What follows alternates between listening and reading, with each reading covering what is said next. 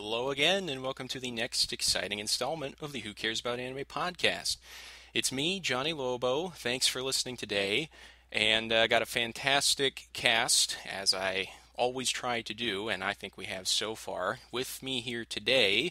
So first up on introductions here, I'll introduce, you'll recall from the Full Metal Alchemist episode we did here recently, and he also has his own podcast and streaming that he does. We'll have links to that in the description. So here's Phil. I've heard that I'm just okay. And introducing on this cast here is his first time here, but he's a special guest of ours, but I've had the pleasure of being on his cast last time. You may have heard of it. It's called A Talk on Titan. And especially now that, as of this recording, we got Attack on Titan Season 2 gearing up. So you're definitely going to want to check out his stuff. We'll have links to that as well. But here's Jeremy. Ready for more, my Survey Corps? Oh, he said the line. Ah, yeah, a little inside joke for all the fans of mine who might, because I'm going to be telling them to come and check this out too, because I think that Who Cares About Anime podcast is a really good thing you got going. So definitely check this podcast out, everyone who's listening, but you already know to do that. So right on. I guess WhyBuffet cares about anime, so let's find out who else does as well here as we move forward. And I remember here, not to get too off track, but I remember hearing one of your things, Jeremy, on you kind of saying, I kind of don't, I'm kind of over that intro, and if you are, it's entirely your prerogative. You're doing a great job, but for what it's worth, I really like your shtick there, so thank you for that. So today, the title that we want to talk about is a little gem called The Devil is a Part-Timer. And for those of you who have not seen it, here's your spoiler alert, spoiler warning. We're probably going to be discussing spoilers and plot points and things like that. And I believe there's also a manga, there's light novels, but the anime itself, as of this recording, I believe only has one season. It's a fairly short watch, but it's worth your time. It's a great watch, and we're here to talk about it today. So here we go. Let's jump right into it on this part-time podcast here. What was your first experience with The Devil as a Part-Timer, as we normally ask on this cast? When and where did you first see it, and what were some of your very first initial impressions when you started? And let's start with Phil today. The when is 2013. What I thought of it, I really liked it when we watched it, and around that time in 2013, when it aired, we were watching a bunch of 12 or 13 episode one-off series, and I remember this distinctly being one of the ones that I was like, it stuck out a lot just because of how silly the premise is when someone tells you it's about Satan working at a parody of McDonald's wanting to take over the world. So yeah, what I thought of it right away was it's really good, it's really short, but it kind of gives you that nice taste in your mouth of it doesn't overstay its welcome or anything like that. So that's what I really enjoyed about it. Works for me, man. Thanks so much for sharing. Jeremy, how about you, sir? I'm curious to hear your when and where, so to speak, was your first taste. Yeah, so the first time I watched The Devil's a Part-Timer, well, from what I can remember, I was living in a townhouse with a couple of fellow classmates in university. This was a couple of years back, maybe 2 years ago. And I can't remember if I had just finished watching Death Note on Netflix at that point. I'd definitely seen Attack on Titan by that point and I haven't even started the channel, my YouTube channel, I think. But I was looking for more anime to watch because I had seen AOT on Netflix. And I was just browsing all of the anime, and there was some of them had a lot of seasons, like Full Metal Alchemist, so many episodes, and I thought, I just don't even want to get into that. But I stumbled across The Devil's a Part-Timer, and it had 13 episodes, and I said, okay, this is short, this is sweet to the point, I'll give this a watch. First episode I watched, I was like, yeah, okay, I'll give this a little bit more of a chance, I'm intrigued. And then as the show progressed, it just got more and more hilarious, and I enjoyed it more and more. And I was just like, this show is amazing. I have to get more of this. And then episode 13 came around, and I said, it's over? And yeah, that's my take on the origin story of myself and the Devil's a Part-Timer. All right, fantastic. Same here. I believe it was, as far as the year goes, I believe it was 2013. And I was probably with you a lot of those days, Phil, when we were watching it on them internets. And I don't know if Crunchyroll had it or not at that point. But we were watching subs at the time, and yeah, it was one of my friends, in preparation for this upcoming season, when that was. Basically, they give you that quick spiel, like Phil said. It's like, oh hey, you should check this out. Satan's trying to take over the world, and the best way to do that, he thinks, is working at essentially McDonald's. And you're like, I want to, okay, I like, your curiosity is piqued. I feel like, at least mine was. You can't help it. You're like, you're either, that sounds amazing and I got to see more, or you're like, okay, I've not seen that before. Tell me more. And you just you just kind of want to see what they're gonna do with it. So the premise immediately hooked me before I had even seen anything of it, any inkling of it. And then that very first episode, I think they started on a great note. It was quite a mix of, these intense action sequences, but where the series has its true charm, I think, is in the comedic moments, like when Alshiel and Satan are, when they first find out that they don't have any powers, and they're just like, what's going on? And they're in the police station, and they're like, what is this dish they're feeding you? It's got stew, and that sounds so menacing. It's just so the recasting of mundane things is something that usually always appeals to me, and certainly was the case with Devil's a Part-Timer and my first viewing.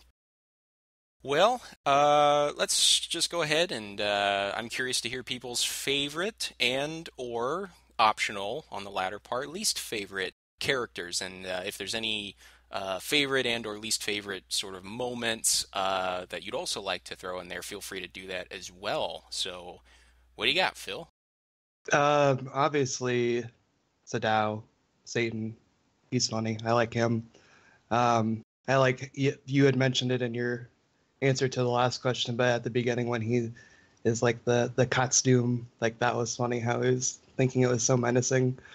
I like Emmy, and then of course, I know, we all know, I'm gonna say Chiho, but I'll let you all guess the reason behind that.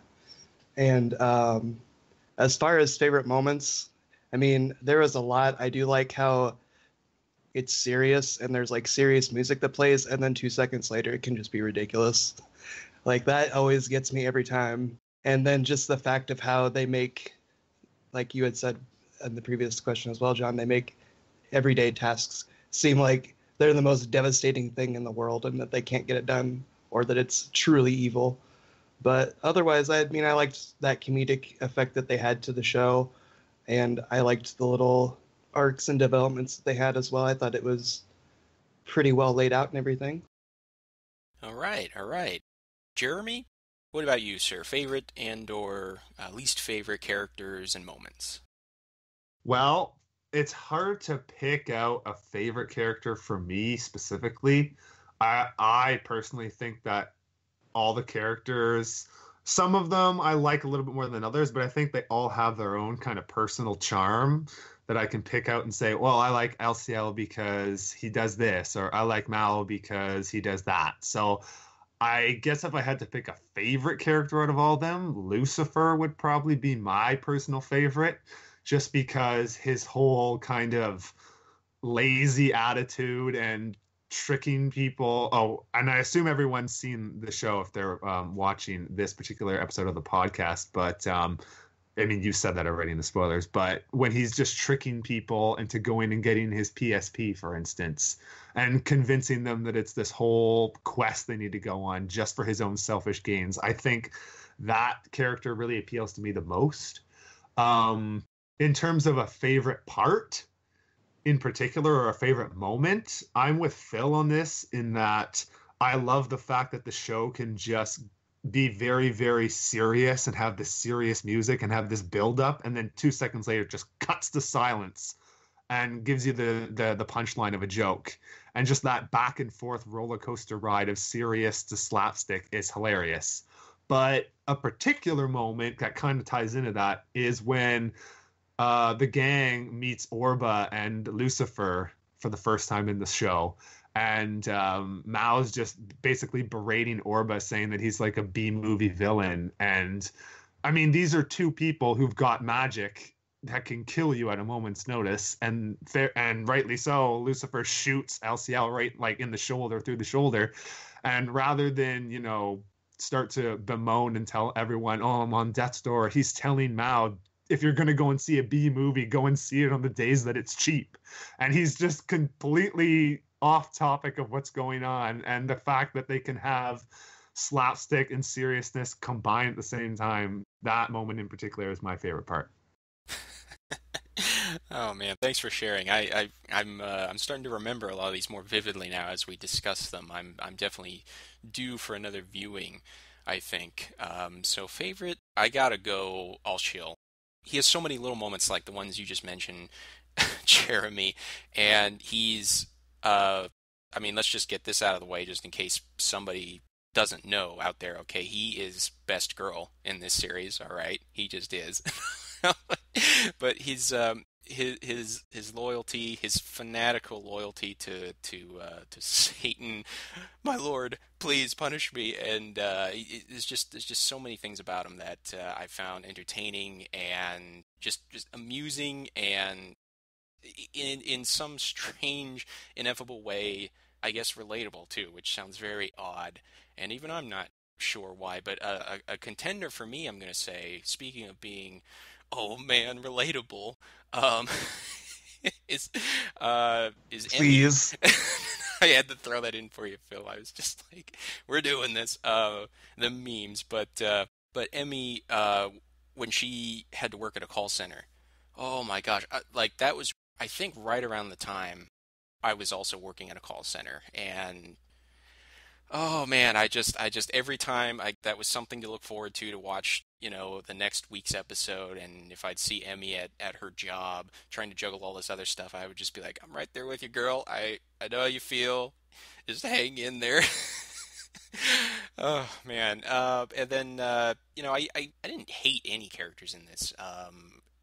Even I mean, Lucifer, he wasn't a favorite character of mine. Him becoming a neat was pretty funny later on.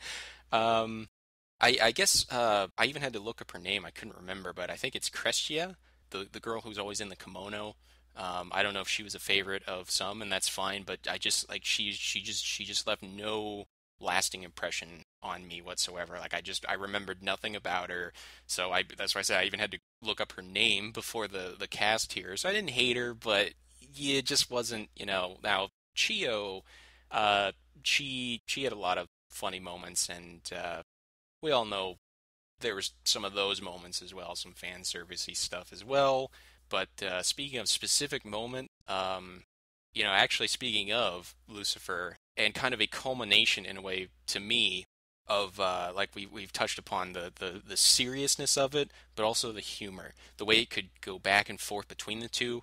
A moment where those two collided for me was when Satan was about to deliver like this this finishing move punch, and Lucifer sees it coming. He's just like, "Oh no, please no!" And Satan says, "Grit your teeth," and then it's just this world-ending, shattering punch, and oh, he's done. He ain't getting up after that. He's done, and it was epic, but really funny at the same time. And another favorite whole sequence of mine actually was the whole many moments of just mundane interactions of that anyone working at a fast food restaurant can relate to, but particularly the McDonald's, KFC. I know they're not literally that in the show, but they might as well be. But the ongoing rivalry that they had, and especially when James from Pokemon. I'm sorry, no, not him at all. When that guy, when that Angel was a manager or a worker at their rival's place, and Satan is just like he's rallying the troops. He's getting everybody at McDonald's to pitch in and do what they can to get more customers, and it's just again the whole theme reiterated quite tastefully throughout this entire series was just how it could be so epic, but if you stop and look at it, it's like they're not shooting magic and fighting for the fate of the world here. They're employees at a fast food restaurant, and that kind of again, like as I've commented elsewhere, I love in a work of fiction when it can make you kind of reevaluate things that you overlook all the time every day. I mean, I'm sure all of us here and probably listening, we see fast food restaurants every day, and we just don't give much of a thought to even the people working there a lot of times, admittedly. And so it's fun to see things recast in a different light once in a while. Well, let's see. I like where this is going. Let's keep on going. Let's delve a little bit deeper here onto the main course. Funny third thing. Is that because it's the third question? That as well, yes. It's. I'm sorry, I had to interrupt and say that joke. Had to. Oh man. So, do you think the theme? Speaking of themes, the theme of a powerful demon lord. He's the ultimate evil, the father of lies. It's Satan himself, being underemployed, to say the least, at a fast food restaurant in modern society. Do you think that resonated with viewers? Do you think that's one of the reasons it's been so well received and so popular? If not, what are some of your thoughts on that? And if that is the case, why do you think that is? I do believe that, the theme of it's Satan working at McDonald's and stuff is kind of what made it popular, because when you get shoveled out a lot of anime every year and you're getting stuff that's the same stuff like slice of life, generic I'm in a club garbage, or generic anime made after RPG, or just adventure stuff that's been done before. It's just a repeat of the same stuff every time, but then they threw this in like out of nowhere. So already having a premise like that, like obviously it's going to catch your attention before everything else and put that to the top of the list. That's at least what it did for me. I think the other thing that kind of makes it interesting, and what makes it interesting for me, is the fact that when you think about it, it's kind of also a time traveling anime because they come from the past as different people, and then they have to learn how to not live in like the medieval times and learn how to live in the modern times. And I think that's pretty interesting, and I think that is another reason too why it's been so well received and people like it a lot. That's my take on it. And a good take it was. I wonder, that is an interesting question. I hadn't, because they're kind of in an alternate world, if you will, a parallel world, but their technology is different, or is it not as far along as ours? Yeah, obviously, a culture shock doesn't even begin to cover their and jet lag doesn't even begin to cover it when they arrive in our world. But thank you for sharing. Jeremy, what are some of your thoughts on if so, why the theme of Satan working at McDonald's would be so appealing to a modern audience? Well, I have to kind of mirror a few things that Phil said. I mean, the whole idea of the slice of life, but with the Demon Lord instead of just your generic characters. I think that that's a fun concept, and the whole fish out of water element with, Emmy and Alciel and all them coming from another world, a world that is so radically different from ours. and then them having to kind of adjust, and they adjust in a way that you would think to yourself, oh, well, if a demon lord came to our world, the first thing he'd do is he'd, you know, try and gain as much political power as possible, or he'd, rise up and rile up people and try and cause as much panic. But no, he's just, he's working at a McDonald's, he's not trying to underhand anyone or trying to get in power in any way like that. I mean, eventually he's trying to work his way up the corporate food chain ladder, but I mean, he's not jumping right to the top. He's starting small and he's building his way up. I think that's appealing. However, me personally, and I can't really speak for anybody else, I can only speak for myself, but that element of the devil is a part-timer, the whole Satan working as a burger flipping McDonald's employee, that was kind of tertiary to me as to why I like the show. I mean, it's certainly a funny concept. It's like a throw, oh, you got a good title for the anime and the light novel, because he's a part-timer. But that was kind of on the side. I thought the real thing that hooked me in, at least, was just the way the characters are able to react off of one another. I mean, the characters are all such flamboyant personalities, whether they're Lucifer, who's really lazy, he's still a very charismatic character, and Chiho especially. I mean, she's got other qualities that might be appealing to some, but they all have their own unique characteristics, and they're really able to play off each other really well. And the energy that comes out of those interactions, while still being like, you have this subplot of this is the demon lord, and rather than killing everyone, he's instead working at McDonald's. Having that set up with all those really enigmatic characters is what really appeals to me when I watch the show.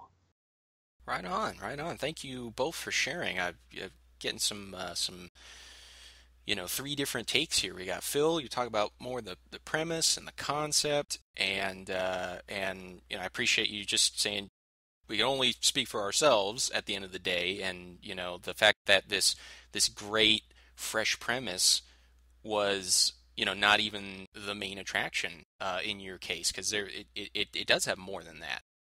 The ensemble of characters. I've apart from some rare instances, I usually say that'll make or break a show or a series or an OVA or a movie, whatever the case may be. You got to have good characters that have that synergy there. I think a reason it resonates strongly, I've kind of observed, and I'm seeing it now that we get some distance from it. I can't believe 2013 is so far away now. It seems like it was just yesterday. But other titles in a similar vein, I tried it. I couldn't sit through all of it. I couldn't become a hero, so I reluctantly decided to get a job. If I said that right, hopefully. Or even in a similar vein as if you haven't seen it yet, Jeremy, I highly recommend One Punch Man. I'm sure you've heard tons about it, or it was all over the internet for a while. Oh, I've heard of it. But it's very much, it's like, well, they've done some additional material, and I'm sure they're going to do more later. But as of right now, it's still a pretty short watch, and it's that great mixture of unexpectedness and seriousness, but then immediate humor, a sharp left turn, or however one describes comedy, the art of comedy. But I digress. The reason a lot of those, like One Punch Man, are like, I couldn't become a hero, so I reluctantly decided to get a job. Gosh, freaking long title. In that one, the protagonist, he's almost in like a Slayers-esque type scenario. He's setting out to like be the hero, and he wants to defeat, it's the Demon King or something like that. Unfortunately, he wasn't the only one going on that quest, and somebody beat him to it. So he had nothing else to fall back on. There was no grand adventure for him, so he just starts working at a department store. And of course, we have that with, I think, with Devil as a Part-Timer. I think there's a little stab at a playful prodding at capitalism a little bit, like, oh, if Satan were put in our world, in our society, where does he gravitate towards where he thinks he'll be able to take over the world? He goes to a fast food restaurant. That's hilarious. And obviously a parody of one of the most successful fast food restaurants in the world. McDonald's, I wonder what that's supposed to be like. But again, I digress. One Punch Man, similar theme. I won't spoil anything for you, Jeremy, but he's got all these abilities, but he doesn't get the adulation that he wants, that he craves, that he needs. He doesn't get the credit where credit is due. So it's kind of that theme of being underemployed, that frustration of like, no, I want to go on an adventure. I have some skills. I have some, unique abilities. I have this life experience, and as we're now seeing many countries, I don't know how it is for you, Jeremy, but for us in the States, our generation, not to make this sound be yet another source of clickbait on the internets, but we millennials in the U.S., it hit us hard, and apparently in Japan as well, there was some of that. The stresses of adulthood, the bursting of your bubble, that life is mostly just waking up and going to work. It's going to McDonald's. There isn't some grand quest where you slay a demon or save the world per se. And of course, just the whole having to be underemployed. That spell has hit us recently hard with the economy and stuff, and so you have all these hilarious memes going around, and they're funny because they hurt. They sting, where it's like, oh, you have 2 bachelor's degrees, a master's degree, and 3 years of work experience. Sorry, we're actually looking someone with 2 bachelor's degrees, a master's degree, and 5 years of experience. You're just not qualified to pick up this mop and mop the floor at our department store. Like that's only a tiny bit of hyperbole there.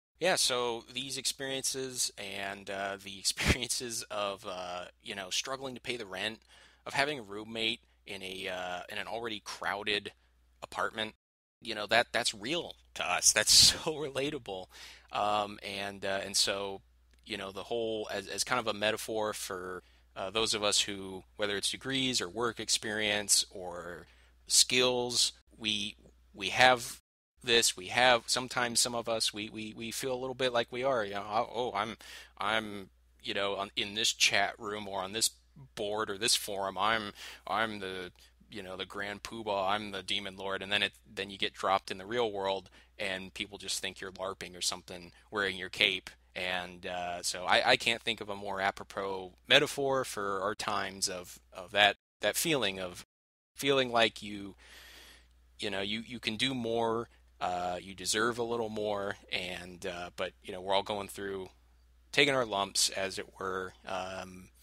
Then I can't think of a better metaphor than the Dark Lord Satan himself clocking in at a fast food restaurant, all to pay the rent and to chase his dreams, even if those dreams are to take over the world. Yeah, and if I could just jump in there, John. As you were speaking, I kind of took in what you were saying, and I was kind of combining it with the way I felt about the show too.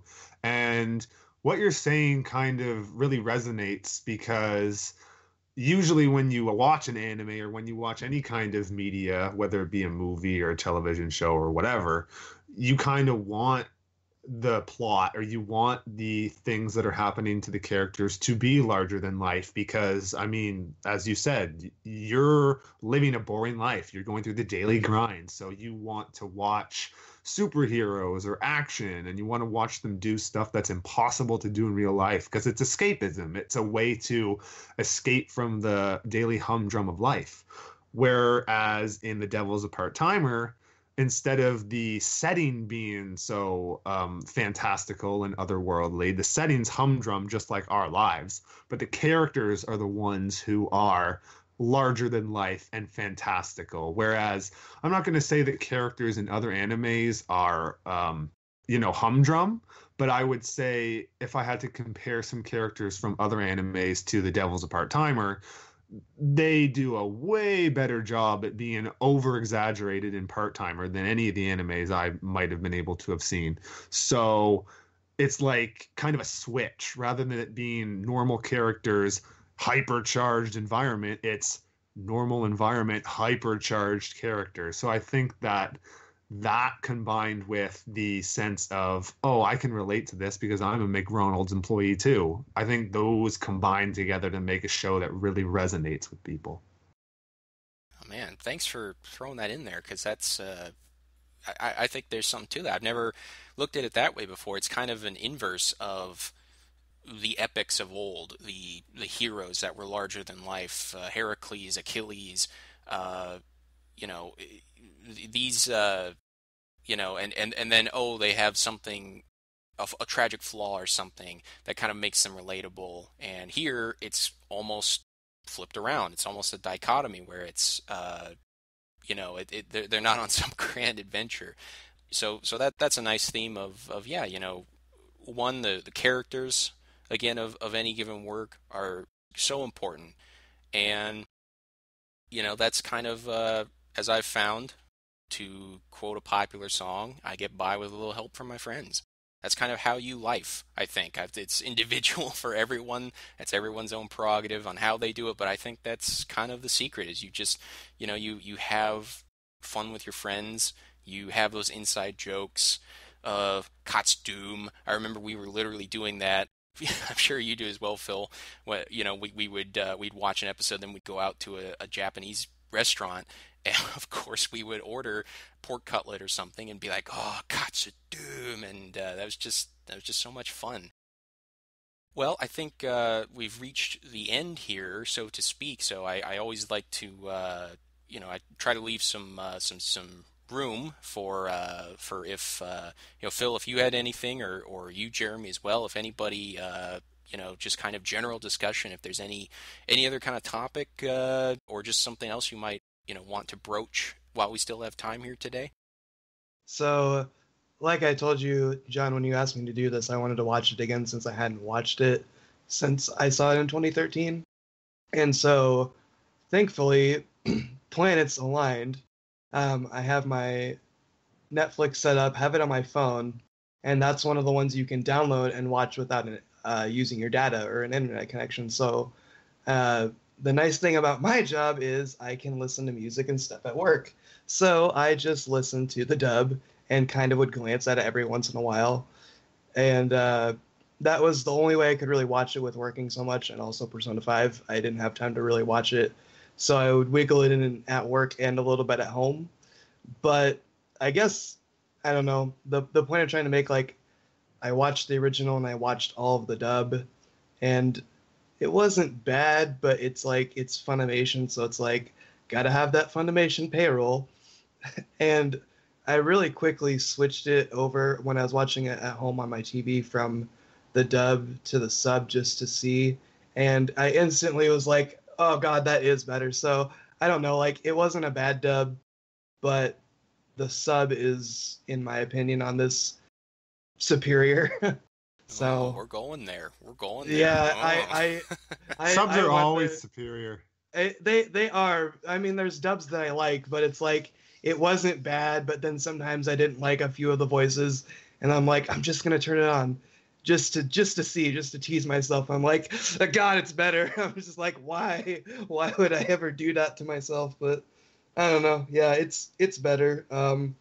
I don't know, John, if you said you watched it in Japanese, but if you were gonna check out the dub, like, it's not bad, but just get ready for a lot of familiar voices from Funimation. So Yeah, yeah. Well, and that's one of the reasons I kind of doing it, or I don't watch as much as I used to anymore. Ironically enough, even though I doing a lot of stuff involving anime, yeah, I paradoxically, whatever you want to call it.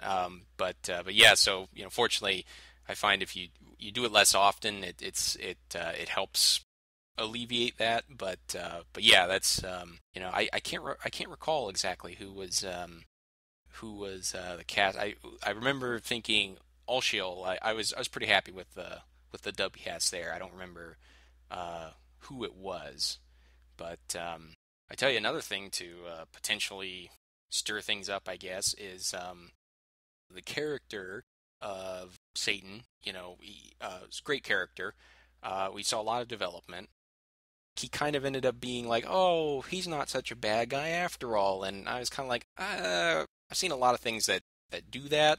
I kind of wanted like a, admittedly, and this is all subjective, obviously, but I kind of wanted like a, like a little, like a Invader Zim, like where he's just, that's the only thing I've ever seen or experienced to date that has ever done that, where it's like, no, the protagonist, he wants to conquer the world.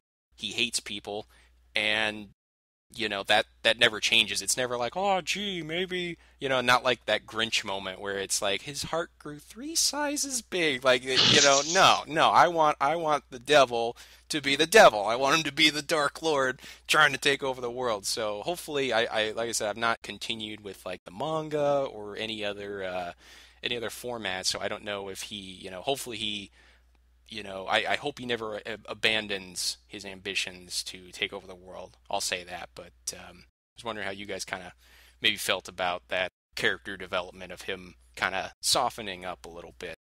That was one of the things that always kind of confused me about the story or the anime in general, because the characters are really likable. The situations they get in are really funny. When it gets serious, it's really engaging to watch. And when it gets humorous, it's really hilarious. But one of the things that always nagged at the back of my mind was that, you're supposed to be rooting for Mao. Like, he's the main character. You're supposed to be on his side. But he's the demon lord. Like, he's a murderer. He's, as Emmy has said, he's murdered her father. He's murdered everyone she loved, basically. Like, he's a bad guy. So is it right for us as the audience to just kind of let him be redeemed for all the nasty stuff he's done simply because we think he's an engaging character? No, when I first watched this back in whenever it was, it might have been 2013, 2014, that was kind of the thing that resonated with me in almost a negative way. And I was like, why do I like that guy so much? He's almost irredeemable. But upon a second watching, because I was like Phil, I wanted to binge watch it over the last few days when you suggested to do a podcast. So I watched all the episodes again in the sub, because the sub is vastly superior. I won't touch the dub. But I watched it again, and there is one instant when he's talking to Emmy saying like, oh, I guess I never really considered how humans felt. Sorry. And that's kind of the best apology you get. But it almost works because he's here on Earth, and while Mao and Al Xiao and all them are on Earth, they are basically human. I mean, if they get enough magic, they'll revert back to demon form, but they're basically human. And as a result, they have the benefit of now feeling like a human too. They have all the emotions of a human, like they can empathize, whereas before, as demons, they probably couldn't. So now Mao and all the others have the benefit of being able to empathize with humans, which might temper them and say, look, in Ente Isla, I was a jerk who was killing everybody, but now I can relate because I've got these emotions, and now I want to help the people of this world instead of hurting them. That's very insightful, actually. I think that's a great way to look at it.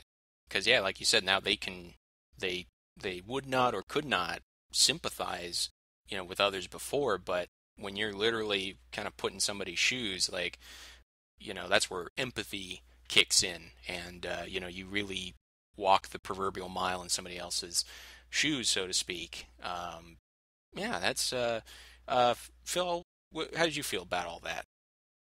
I mean, I didn't mind what they did with that as far as his development of, becoming good or, a better person in the end. The thing that more bothered me with development was how at the end it just kind of ends with Satan and Emmy just standing there, and it's like they never did anything with Shiho in the last episode or anything, and it's just like, so I mean, I get it's the manga probably continues it, but it's just kind of like I didn't want to read the manga, so I'm like, where it doesn't, it just kind of ends, and I'm like, how is it supposed to end? And I don't want to make up my own ending, because I just don't feel like it's a show that I should make my own ending upon, and I just don't like that. So, but otherwise, I mean, it's a really good show, and I liked everything else they did with the development and everything. So, I agree wholeheartedly with Phil on that. I have no idea why they ended it where they did. I mean, made like on made the one no hand, sense. Yeah, on the one hand, it's great because you'll never get that syndrome where an anime overstays its welcome and then you're like begging for it to end. It ended on a really good note, but it also, like Phil said, it ended on a confusing note. They asked for their Katsu Doom or whatever it is, and then it just ends.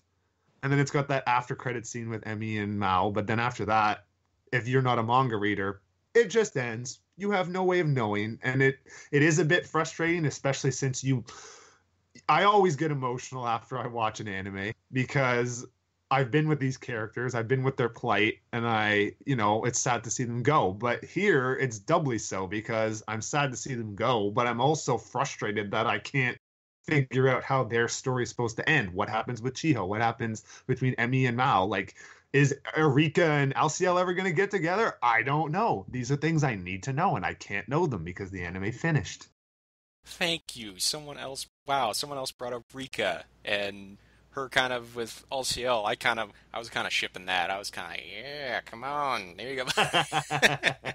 So thank you. But no, it's that is always an internal struggle that I have is like, I absolutely agree with like with this one. I kind of expected it, and it may someday. We can't say definitively it never will, but I kind of expected by now for it to have gotten. I don't know if it got. I don't think it got any OVAs. I think I would have heard about it. No second season. I kind of thought it would have. I kind of thought it was pretty popular to warrant that, but I guess maybe not. But so there is something to be said though about like they say, the old cliche or what have you is always leave them wanting more, and they certainly did with Devil's a Part-Timer, but that does kind of endear it to you, and it doesn't. I like how you phrase it, Jeremy. It doesn't overstay its welcome because that can and does happen with even good shows and series, and it's kind of like there. It comes with age, but I've learned now that sometimes it's best to if something ends on a not terrible note, because that can happen, something gets resurrected and then it's horrible, and then your last memories of it are horrible memories. So if a franchise you love ends on a not terrible note, it ends on in an okay place. There's something to be said about that, and maybe that's what Part Timer is destined for. I don't know, but at least we've got the original series to watch over and over again. Like I said, I'm due for another one, I think. But yeah, at least it's been. And if there ever is another one, I am so there to see it, and I'd love to have you on again, Jeremy, to talk about it. So thank you both for being here today, and thank you, listeners, for tuning into another exciting installment. Hopefully, it was an exciting installment for you, or at least enjoyable. That's what I always like to picture. I like to sit down with a nice hot cup of tea. Maybe for this one, you wanted to sit down with a fast food burger. I don't know. It's totally your thing. But if you want to hear more, I'm on iTunes. Who cares about anime? It's on YouTube, now on VidMe. And this episode today, by the way, was sponsored by Did You Know Anime? I started Patreon, so if you want for just $1 to sponsor an episode, we've got links to do that as well. And speaking of links, be sure you check out my two guests today. They've got their own individual projects, and totally worth checking out. And hopefully you're not sick of my voice, because I show up on both of theirs at one point or another. But there's plenty of of stuff without me too, especially now as of this recording and hopefully this release soon thereafter. We've got season 2 of Attack on Titan, in full swing. And so you're going to definitely want to check out WhyBuffet for that and a talk on Titan. And you can hear me and Phil talk about some anime movies over on his podcast, the KPX podcast. So thank you all again for listening out there. Thank you so much, gentlemen, for joining me today. And we'll see you next time.